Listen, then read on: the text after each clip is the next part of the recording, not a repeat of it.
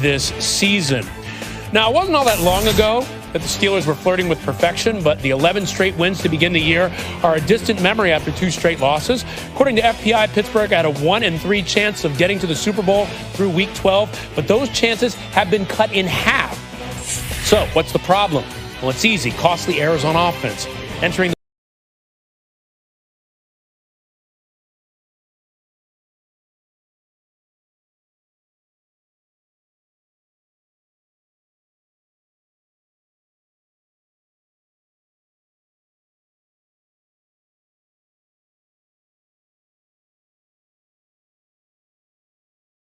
over. Kansas City has a 96% chance to earn home field advantage to the AFC playoffs, and the Steelers haven't earned a 1 seed since 2004.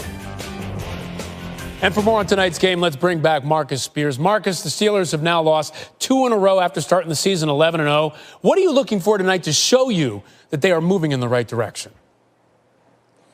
Yeah, I want to see some physicality up front, Ryan. I want to see some type of establishment of a run game, of a physical run game with Benny Snell, obviously Connor being out tonight. But when you look at this football team, yes, Big Ben can throw it fast and the receivers can make plays after the catch. But I want to see the Pittsburgh Steelers attempt to run the football against the Cincinnati Bengals. They'll need it as they go further along in the playoffs. And I think because of that, because they try to establish that, we'll get the Pittsburgh Steelers in a win. I'm going 27-17 because they will be trying to gain some yardage on the ground. All right, you called it, and if they follow your prediction, they clinch the AFC North tonight. Looking forward to this AFC North showdown, 8:15 Eastern on ESPN. Marcus, thank you so much for the time. In the midst of a global pandemic, one team sport led the way to resuming their season using a bubble, daily testing, and strict protocols to ensure the safety of its players and the well-being of the sport.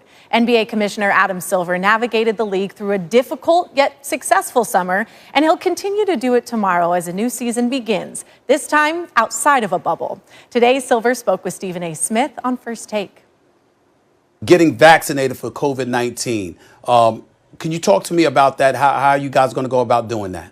For the most part, because our players are young and healthy without some sort of comorbidity, they will not be a high priority for vaccinations. I mean, there are some other members of the NBA community working, on court who are older and will have a higher priority. How is the NBA going to be able to enforce protocols in 30 different locations? It was hard enough, I imagine, doing so in a bubble. We'll have all kinds of procedures in place to attempt to assure that our protocols are followed. And of course, to the extent they aren't, we'll address it. And I think one of the conversations we've been having with our Players Association is we may have to adjust our protocols as we go, depending on how things are working. But to your point, this is going to be a far different environment than being in a bubble. Can you foresee, is there any kind of scenario that you can envision where this season can ultimately end up being postponed? We wouldn't be acting responsibly, and I wouldn't be acting responsibly if I said it's just full steam ahead no matter what.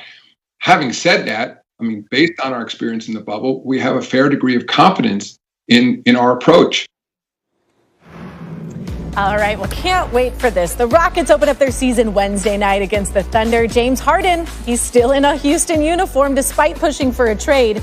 The Heat moved on from trade talks with Harden. Houston was looking for draft assets, and Miami could only offer a first-round pick in 2027. Royce Young has more on Houston. Another frustrating start for the Houston Rockets, and goes up inside, blocked by Caruso. A lot has happened since the Rockets lost in 5 games to the Lakers in the second round. Coach Mike D'Antoni didn't return. General manager Daryl Morey resigned and took another job. Rumors of disgruntlement billowed around their 2 stars, eventually leading to Russell Westbrook being traded, as the clock seemingly ticks on the same outcome for James Harden.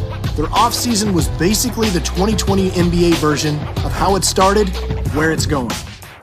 Because of the way they played, they took a Warriors team, fully loaded, 7 games.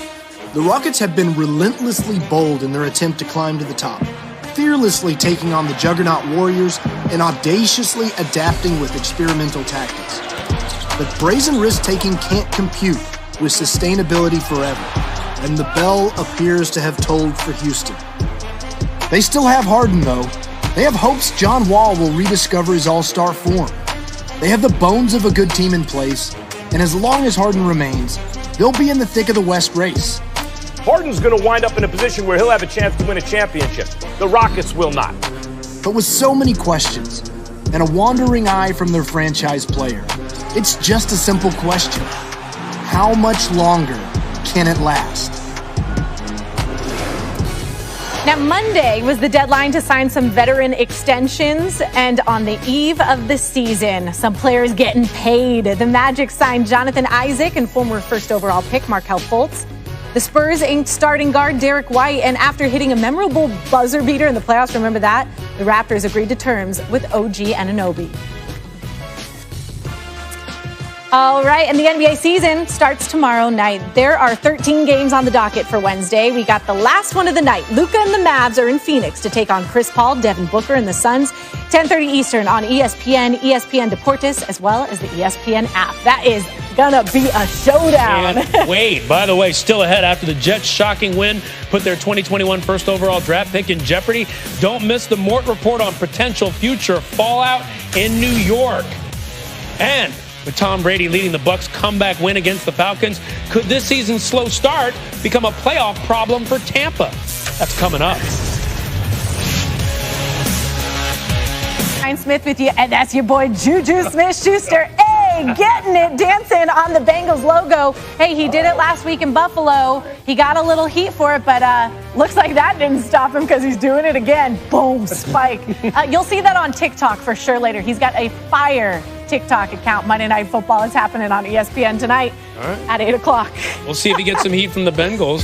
Hey, by the way, let's talk Kentucky. John Calipari asked Cameron Fletcher to, quote, step away from the team after the freshman was visibly upset in Saturday's loss to North Carolina. Though Fletcher has apologized, Calipari said he must preserve a culture that, quote, will not change despite the Wildcats' 1-5 start. Now, Calipari released a series of tweets saying, we have asked Cam Fletcher to take some time and step away from the team. He needs to reflect and do some soul searching to get his priorities in order. Any attitude or actions that are detrimental to this team will not be tolerated, and that goes for everyone on the team. We have a culture here that's been built over the last 11 years, and it will not change. Through good times and bad, this culture is meant to change individuals and change maturity levels. This hurts our team, but this is about Cam and his future. All right, so his team may not be winning a whole lot of games, and neither had the Jets until yesterday. Talk about a reversal of fortunes. The Jets and Jags' chances to land that coveted 2021 number 1 overall pick basically flip-flopped after the Jets won their first game of the season over the Rams on Sunday. New York went from a 76 to a 26% chance